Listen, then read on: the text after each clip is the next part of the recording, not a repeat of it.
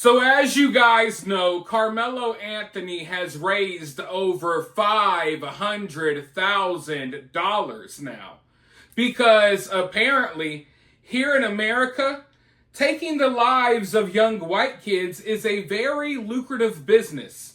I'm surprised that Carmelo hasn't gotten his own reality show yet, but I'm sure it's somewhere down the pipeline. Now, it would be one thing if all of this money was being raised for his legal defense, but the family, after crying and calling people liars, has now admitted that they're going to spend a lot of this money to move into a fancy new house. They're going to spend the money on transportation, aka a new car, just like everyone said they were going to do. And people have been pointing out that the comment section in his little donation page is just swamped full of racist comments. No one's really even caring about his legal defense at all. The money's not even really for that. People are literally saying, hey, we just don't like white people. And here's a platform where we can express our hatred for white people while giving a bunch of money to someone who just killed a young white kid. Now, the co-founder of GiveSendGo, he is very aware that all of this is happening.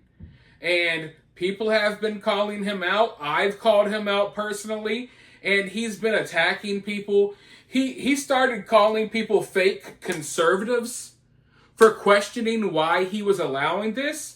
And it's weird because there was no need to make it political. No one came in and said, hey, I'm a conservative or I'm a liberal and I feel this way or that way. But if you question why he's allowing this, he's like, you're a fake conservative. And all types of weird stuff. This dude is a complete dweeb, okay? A complete douchebag. And he's really allowing this to happen because it's bringing a lot of attention to GiveSendGo. A lot of it is negative attention, but hey, all publicity is good publicity, they say sometimes. I don't know if I necessarily believe that. But there's just all of this hate being spread in the comments of the fundraiser, and now things are getting really intense. I shined a gigantic spotlight on this. I'm not sure if you guys saw the video, but myself and others have been pointing out that there are now people in the comments that are calling for action. They're calling for violent acts. There are people in the comments donating money to Karmelo, claiming that they have formed a militia in Dallas, Texas, and they're challenging people to come there and start stuff, and they claim that they've been training ever since Karmelo got attacked. This is not a joke. These are in the comments, people claiming they're in this pro-Karmelo militia that's been training for weeks now, ever since, Karmelo killed Austin. So, a few people, including myself, we started shining a spotlight on that because, it's one thing to raise money for legal defense. It's another thing to raise money just for the hatred of another race. But now it's like people are raising money talking about doing crazy stuff. So now that people have shined a spotlight on that, the co-founder of GiveSendGo, the dweeb, his name is Jacob Wells, I believe. Now he's trying to do like little interviews with Fox News, trying to do damage control. But even while doing damage control, he says a lot of things that make him look like an ass. And he also straight up admits that he knows that people are literally just donating because they're racist. He literally states in the interview that I'm about to show you that he knows this is going on, which, like I said, people have brought it to his attention, so I knew that he knew. But to sit there straight up on television and say, yeah, I know that people are just really racist and they're just donating because they're racist. It's like, what in the hell? But hey, I'm going to go ahead and roll this clip in just a second, though. But first, if you guys appreciate the work I'm doing here, consider donating via Cash App or Super Thanks, or consider supporting the channel in a free way, like liking the video, sharing the video on social media, commenting down below, becoming part of the conversation, and all of those good things. Also, subscribe if you haven't already. What are you waiting for? But with that being said, let's go ahead and listen to what the GiveSendGo co-founder has to say about all of this crazy evil stuff that's going on in his platform, and then I'll be right back with more thoughts. Proud am I of this campaign. I wouldn't say I'm proud at all. I don't what if there's any level of let's say I don't even like the word proud, pride in it. But when to be utilized as a unifying platform, which I believe we are, we're being utilized to bring hope into difficult situations. I'm very happy to see the impact that our platform has had on so many lives, so many campaigns around the world. And this is just another one of them. The circumstances are very difficult, but we get difficult circumstance campaigns every single day. People who just got a death sentence by cancer diagnosis, or a family passed away in a tragic car accident. We see a lot of tragedy, which is why people oftentimes need to fundraise. This is just another one of those. So pride, no, I have no pride in this campaign being on GiveSendGo. I just have appreciation for what GiveSendGo is doing in the midst of these tragic moments, which is standing on principle, which is loving people even in the midst of very hard and dark places.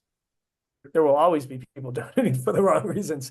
I mean, on any campaign, there are people that believe that the best way forward is racial division. That's what they believe. And so they're going to stoke the flames of racial division however they can. And people do that all the time.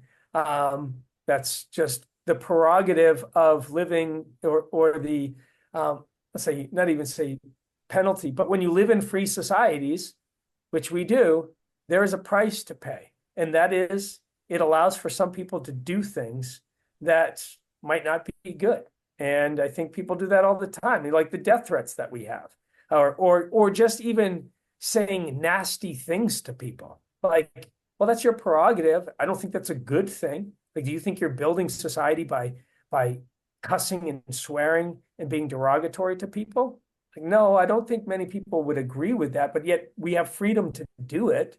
And so there are people that think that's the best way forward. And I don't find any validation in that in the real world as far as making a positive difference. I think it just adds more fuel to the fire.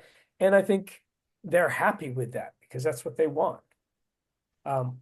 When someone is championing a racial narrative that is divisive and not unifying, then I would claim that that's a wrong reason to be donating. And there are people that have donated that are making claims that are divisive and not unifying. So, and those are in some of the comments. Unfortunately, like I said, in free societies, people can say things that are divisive and not unifying. And so there's another piece there. I'm trying to think. And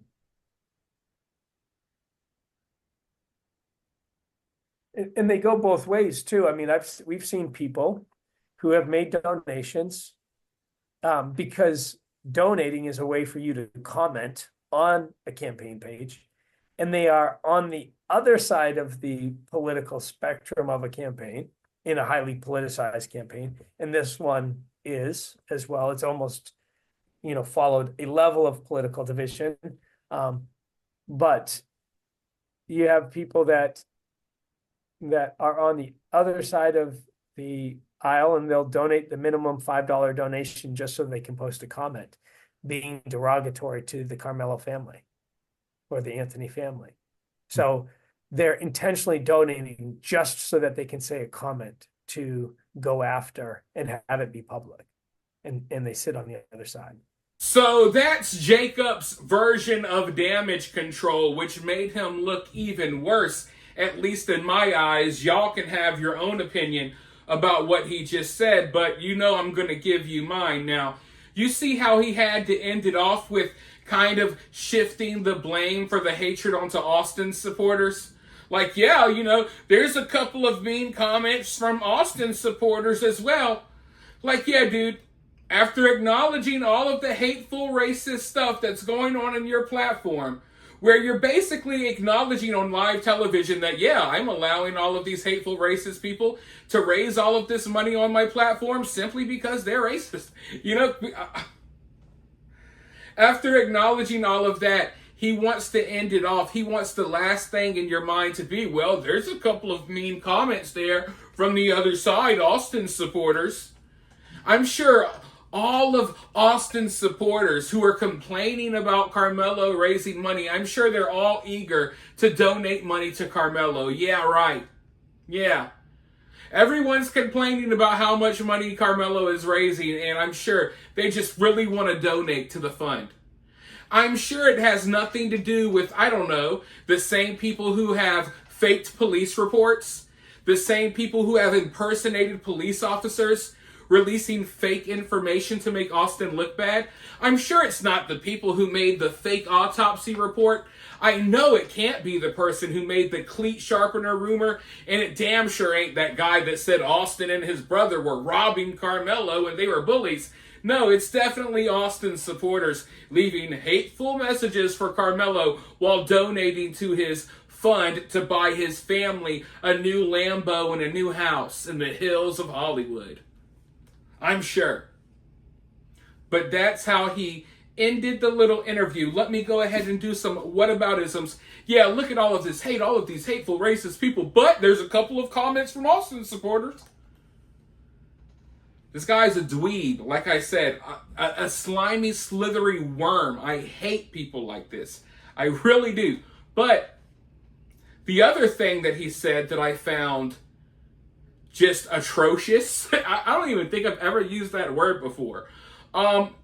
He basically compared the Karmelo situation to when people die in car accidents or when people get cancer.